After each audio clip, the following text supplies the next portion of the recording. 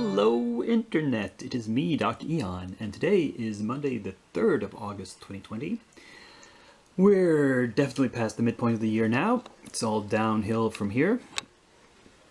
And I'm here to ramble about miniatures as usual, and I'm going to present you with a lot of Reaper miniatures that are finished this week, most of them bones. Everything I finished this week is in shot right now. It doesn't seem like a big crop, but this is because I took on a few too many projects at once, and I've worked on all of them at once, meaning I've done a little bit here, a little bit there. So, I mean, there's a lot of progress, but not much completely finished. You're going to see a lot of half-finished stuff later on. Anyway, what do we have here? Well, okay, so we've got some more Dreadmere characters. This one, sort of swashbuckler with a hand crossbow. This one has a severed head, kind of gruesome. And we have the halfling with this little lantern. Didn't bother doing OSL on such a simple figure, just a bones mini. Just try to get a kind of a glow effect here. And what's more in bones? Oh, I did this funny looking, the Dwarf Butcher. With a poor piggy. Really funny figure. I'm not sure about the color of the apron. I would try to go for just an off-white. It kind of turned out a bit too much beige. It's a little bit close to both his skin color and the pig's color. I don't know if that works or if it's confusing to the eye, but that's how it wound up.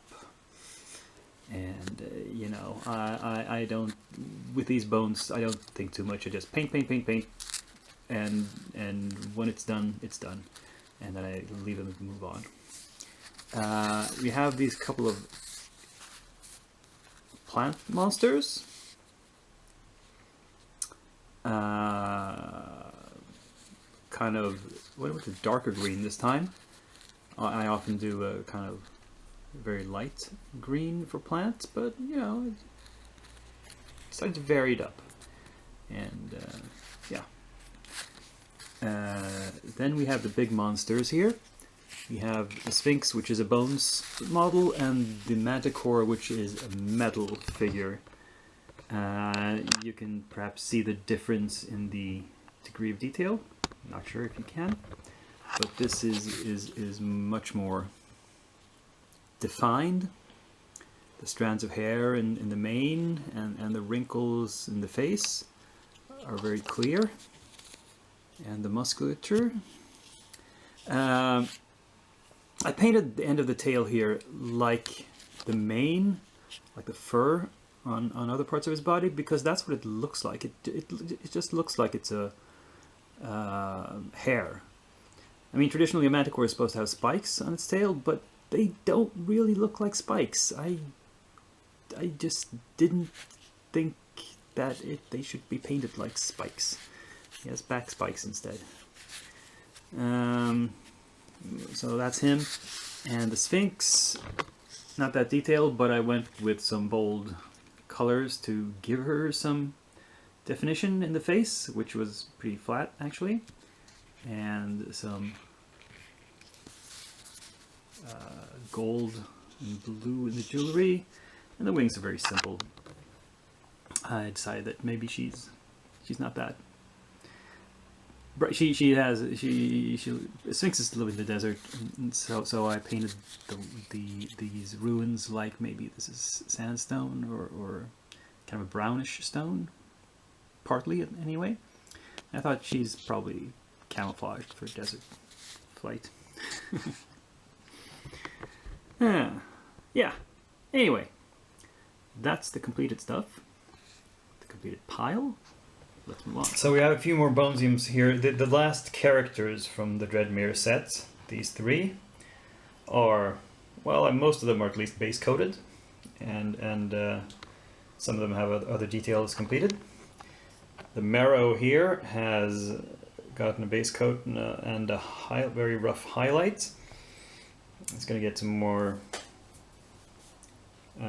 specific highlights and some shading before he's done. Well, not much to say really. These are the ones I've done the most of.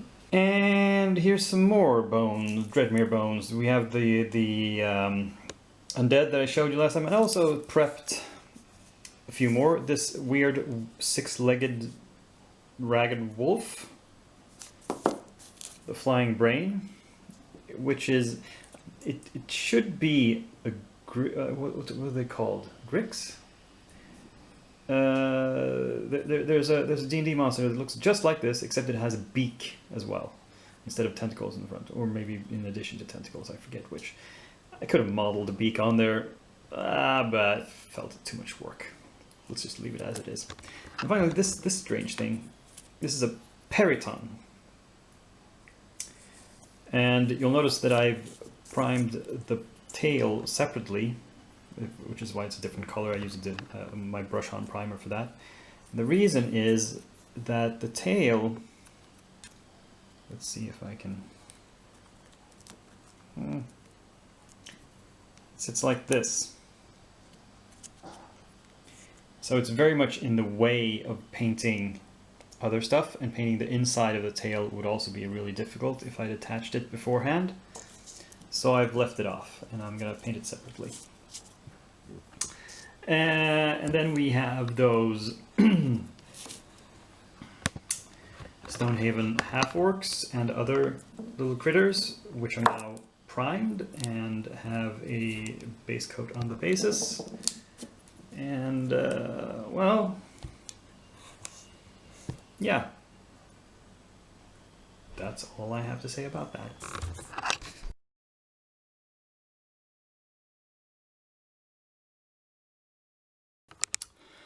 Okay, so this week I've actually bought some new stuff, miniatures related. First off, I'm going to show you two piles of stuff because I got them from two different retailers. First off, one of the places I buy role-playing books from here locally in Sweden. Turns out I knew they also carried miniatures. I hadn't just thought about it for a while, but I was clicking around on their site and I discovered they had some of these collector series, these limited edition Gale Force 9 minis, and there were a few that I just picked up because they looked cool.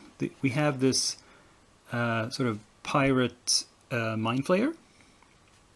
I think he's supposed to be from one of the dungeons that... Oh yeah, he's from Waterdeep, Dungeon of the Mad Mage. I haven't actually read that book, but oh well. An illithid pirate, yep. Then there's two sets that are, you know, supposedly, I think they're connected to the Elemental Evil, which the Princess of Elemental Evil thing. So we have the Air Elemental, the Air Myrmidon, and the Air Priest with some other air. I don't know if this is an elemental or an angel or something. Because the Air Prophet of the Elder Elemental Eye. Well, you know. Interesting. I have no immediate plans to paint any of these guys. I just picked them up for collection purposes. And maybe sometime in the future I'll pick up the other elementals from this set, and if I find them somewhere, and you know, maybe I want to run that campaign sometime. Well, I don't think so. I haven't heard good things about it, but anyway. The other thing was I wanted that Chaos Toad Sorcerer mini, this one, and Reaper was out. Besides, I'd already placed an order from Reaper for this month, so well, July. So I didn't want to wait. And I picked it up from another retailer in the UK called S&M Stuff. And while I was on their site, I also got some more things. I picked up a bottle of paint from a new company, new for me anyway, Dark Star, because I vaguely remembered hearing good things about their metallics. And I'm always looking for new gold paints that are good, because I have good silver metallics.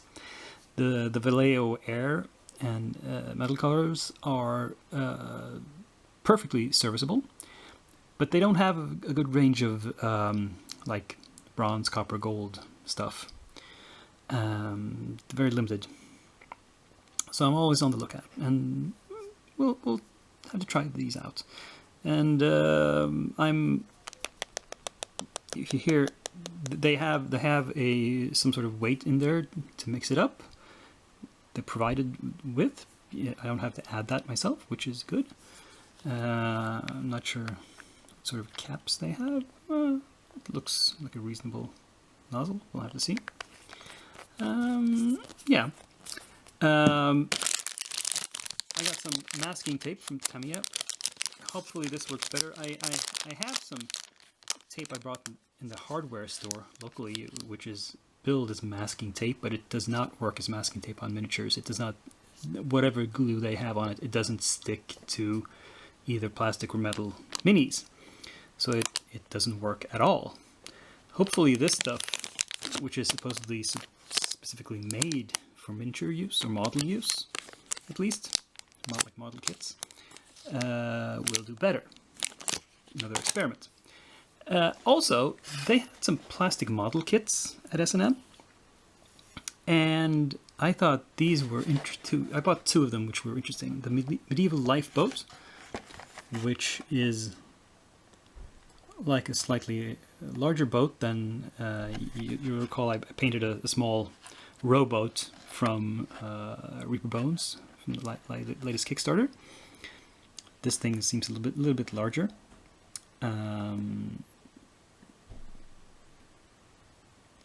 Though it is 1/72 scale, which is not exactly the scale of modern miniatures. 1/72 is actually the old 25mm miniatures, the ones that were actually exactly 25mm from soles of the feet to tops of the head.